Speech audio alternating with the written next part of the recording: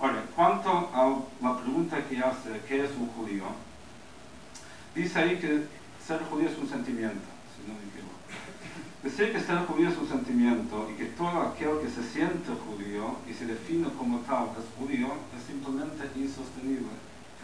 No solo por las reglas de la Torah, no es así, sino por lógica. Algo que tiene una definición más allá de lo que cada uno siente que es su definición. Hace unos años, el señor Bronfman, el famoso señor Bronfman, estuvo en Inglaterra y predicaba la idea de quién es judío, todo aquel que se siente judío es judío. Entonces había un rabino ahí que le contestó por la radio y dice, me parece genial esa idea, esta apertura que tiene el señor Bronfman, yo también lo voy a aplicar. Yo no solamente me considero judío, yo me considero un Bronfman. Y de aquí en más, cuando se reúne la familia Bronfman para hablar de sus asuntos, quiero que me inviten a mí también, porque yo me siento muy Bronfman. El señor Bronfman retractó su definición, lo está estudiando a ver cómo hace ahora. Bueno, de todas maneras, el punto acá es de que tiene que haber una definición, y esa definición la tenemos en la Torah, es lo que nos mantuvo a lo largo de todos los milenios. Valores universales. Uno de los aportes que el libro pretende atribuir al judaísmo humanista es la apertura universalista del judaísmo versus una actitud particularista del judaísmo tradicional. No hay nada más lejos de la verdad.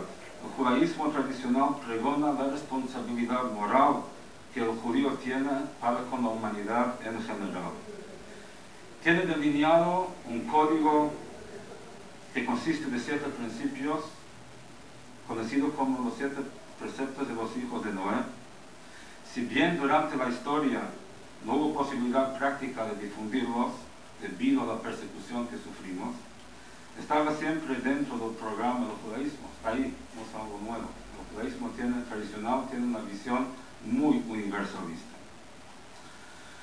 Ahora, en cuanto a un choque de paradigmas que hay acá, el problema que yo veo en el libro es de que el autor trata de medir superficies con un termómetro. Aplica métodos de análisis que no son aplicables a la materia. Imaginémonos si como análisis del libro vengo yo acá a dar un análisis químico del papel y la tinta del libro. ¿Es un análisis? Sí. ¿Uso métodos científicos para obtener los resultados? Sí. Pero son totalmente irrelevantes para el tema en discusión. Cuando hablamos de la verdad de la Torah, tenemos que definir primero de qué estamos hablando. ¿De qué es? ¿Y de qué sistema de análisis es aplicable para obtener los resultados que buscamos?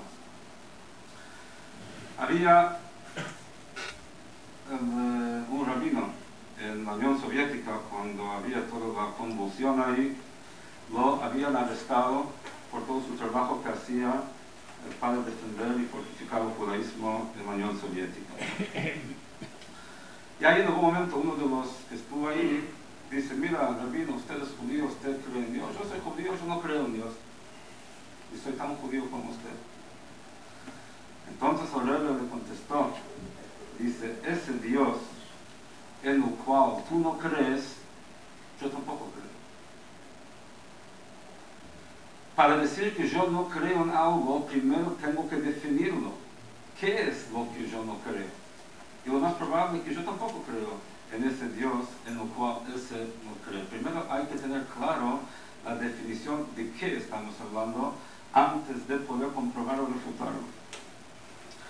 Ahora, la gran diferencia entre la ciencia y la Torah es que la ciencia se basa en hipótesis y probabilidades. Llegan a conclusiones que son verdaderas verdades por ahora. La ciencia funciona con verdades por ahora. La Torah habla de verdades, no habla de hipótesis, no habla de teorías. La ciencia empieza de cero y construye. entonces cada generación posterior puede derrumbar lo que pensó una generación anterior. La Torah empieza de una revelación y desde ahí se transmite. Lo que hay que asegurar es que la transmisión sea fiel, pero no es cuestión de ir agregando nuevas ideas, es simplemente mantener y aplicar esa verdad correctamente. Un ejemplo, si yo llego acá al número 9, se abrió un número 9 en la pared, y empezamos a analizar ese número 9, qué significa, cómo llegó ahí. Uno diría 3 por 3, otro diría 4 por 5, más 5, y otro diría 6 más 3, cada uno diría su idea. Y yo vengo y digo, ese 9 representa 100 menos 91. Dice, ¿cómo sabe? Digo, porque yo lo puse ahí, estuve calculando cuántos son 100 menos 91, me dio 9, lo anoté. ¿Qué pasa acá? Lo que pasa acá que teóricamente ese 9 puede significar lo que sea, pero de hecho significa una cosa, y como sabemos depende de quién lo puso ahí. Si el que lo puso ahí dice por qué y cómo lo puso, no hace falta especulaciones. La Torah es lo que Dios nos dijo cómo son las cosas desde su perspectiva. Ahora está en nosotros entenderlo, pero no es una cuestión que está sujeto a cambios. Quería concluir con una anécdota. Antes de la anécdota, o sea, cuando yo estuve leyendo el libro, tuve la sensación de una frustración, ¿no? O sea, la sensación de cómo es una conversación entre alguien que vive en un mundo tridimensional con alguien que está en un mundo bidimensional. Y estuve pensando, un punto en medio de un círculo. Y el punto quiere salir del círculo, pero es imposible, porque el punto está en el círculo. Y el que está mirando de afuera dice, ¿por qué no pisas arriba de la línea y salís del círculo? Es imposible, porque ahí no hay una tercera dimensión por donde pueda pasar arriba de la línea. Entonces aquí es un poco lo que pasa cuando hablamos del diálogo, la forma de pensar, la forma de funcionar de la Torah versus la forma de pensar fuera de la Torah. Son dos sistemas diferentes que es muy frustrante y son realmente incompatibles hasta que uno no logre esa interfase entre esas dos realidades, tridimensional versus bidimensional. Y para concluir, cuando el doctor profesor, ambos, doctor profesor Sorg, me mandó el manuscrito por mail, fue un viernes. Entonces mandó su libro, que leí, marqué y disfruté leyendo. Termina el mail, Shabbat Shalom. Entonces yo le contesté muchas gracias y puso al final buen fin de semana. Y pensé, si es secular, porque Shabbat Shalom, buen fin de semana. Él en respeto a mí pone Shabbat Shalom y yo en respeto a él, buen fin de semana. Pero no lo mandé. Antes de mandarlo, lo cambié. En vez de buen fin de semana, puse Shabbat Shalom. Después me quedé pensando, ¿qué pasó ahí? ¿Por qué no le mandé ese buen fin de semana en lugar de Shabbat Shalom? Y me di cuenta ahí de que mi neshama no me dejó ignorar su neshama.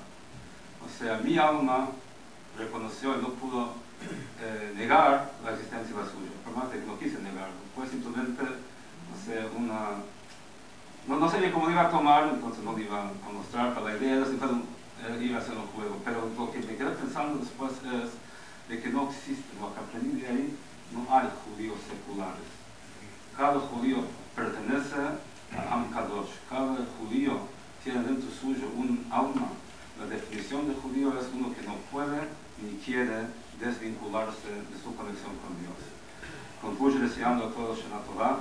Reitero mi invitación al final de un café o muchos cafés para seguir charlando y hablando. Realmente a mí me fascina, me encantaría poder hablar del libro profundamente. Aguanté 10 cuentos para contar algo que no conté, pero realmente Shekoach y muchas gracias por la oportunidad de poder ahondar y ampliar y analizar y crecer a raíz de tu libro que ustedes escriben.